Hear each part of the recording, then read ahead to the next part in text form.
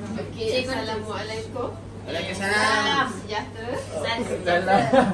My name is Atresia. So today I'm going to give a talk about esophageal atresia. Okay, what is esophageal atresia? Don't know. Okay, esophageal atresia is a congenital abnormality of the esophagus that is caused by incomplete embryonic compartmentalization of the foregut. Okay. The esophagus ends in a blunt-ended pouch and doesn't connect it. Okay, it will look like this. You see this one? Oh, This one the esophagus, this one the trachea, and then this one got fistula. From the lower esophagus until the Only stomach. si Puan Nabila aja.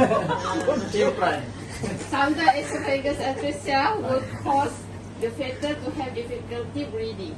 Okay, what a normal esophagus looks like? It will look like this. Okay, you see this one? This one like here. So nice. Oh. Okay, esophageal atresia have 5 types, and the common type is the type C. This one. Okay, the upper part ends in blind pouch, and then it has fistula from the trachea. This one ends in blind pouch and doesn't connect it to any trachea or the stomach.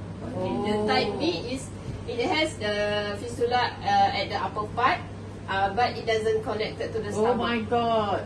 Like that. Okay. Oh, my Been English. hungry. The type C I explained already just now. Okay, for type D, it has fistula on both the upper and the lower part of the trachea.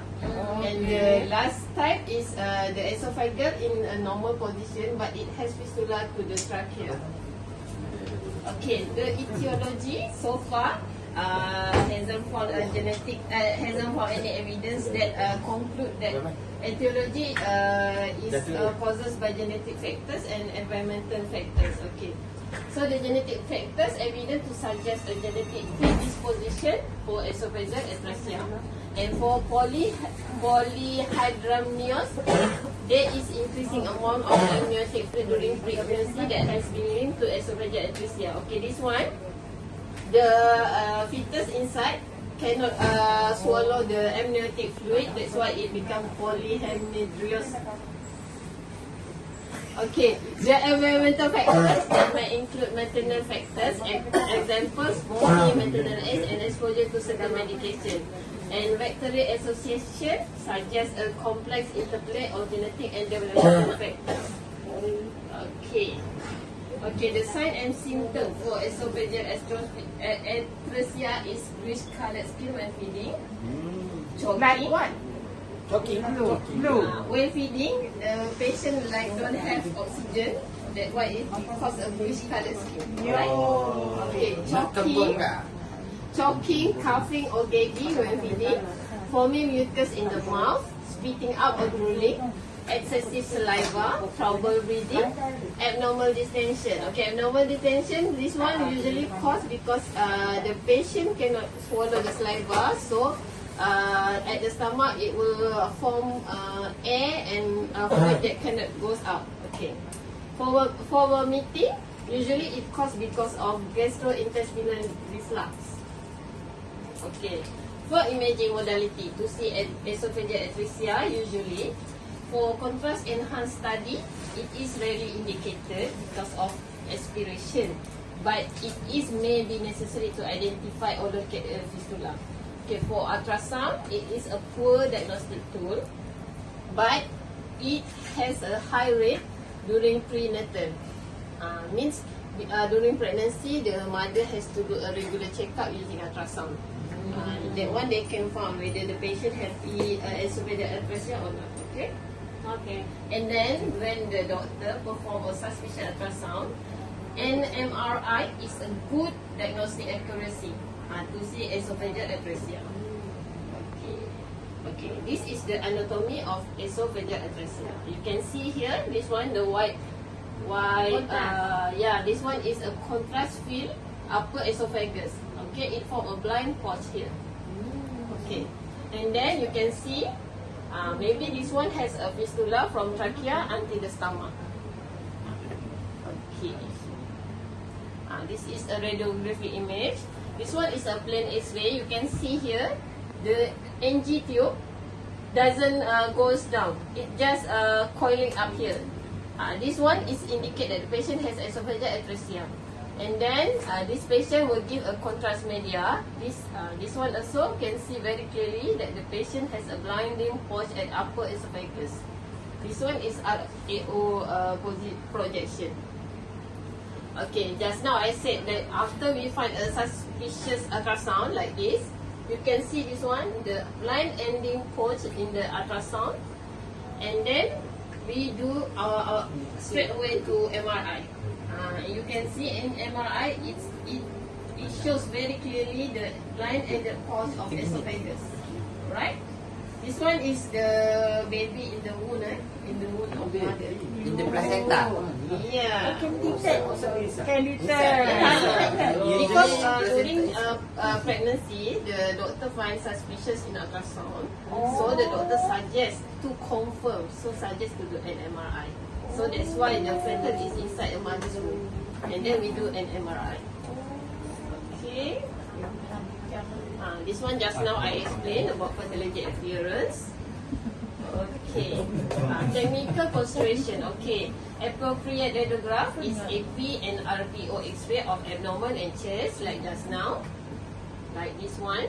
Okay. Okay. So, plain abdominal X-ray will visualize a gasless abdomen, meaning that the patient undergo isolated between the esophagus and the abdomen. Okay, so this one is the contrast media, like this one. Okay. Okay, treatment and management. Okay, prompt diagnosis and surgical intervention are crucial because otherwise the baby might have died if they didn't do any surgical treatment. Okay. You see, treatment typically involves surgical repair to reconnect the two segments of the esophagus and tracheoesophageal fistula. The prognosis for infants with esophageal atresia has improved significantly, although long-term outcomes may vary depending on associated anomalies and the presence of other vectorial factors. Okay, complication. Okay, GERD can lead to inflammation or burning sensation.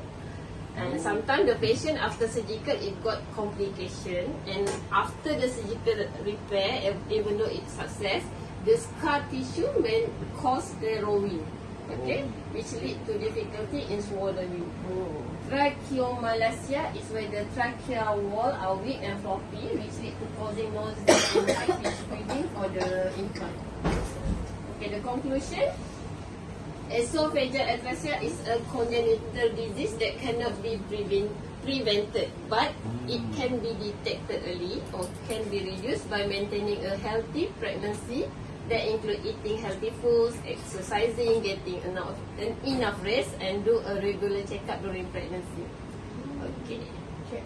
So, anyone have any question? Anita? What is the congenital? Okay, congenital is a birth defect. That means the child come with it. During pregnancy, the child has come with it, but it is not sure whether it come from genetic factor or during the development in the prenatal. Natural disease lah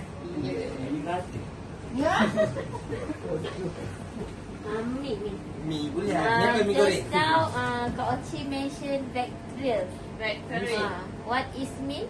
Bacterial features. Okay, bacterial is a vertebral defect.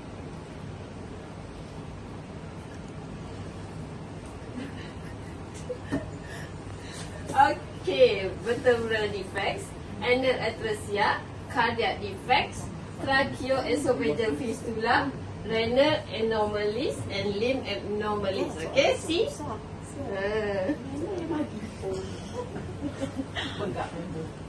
Okay, anything else? Okay, regarding atresia, can you explain more about that? Okay, atresia means disconnected. How it disconnected? Disconnected. Can you show again? Okay, disconnected. Okay, like this one. It's supposed, when esophagus is supposed to be direct until the stomach. Yeah. From top until the lower down is supposed to be direct.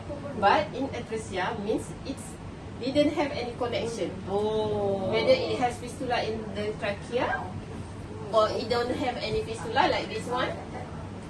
So when it happens, the patient cannot swallow, cannot swallow even saliva, cannot Maybe take food.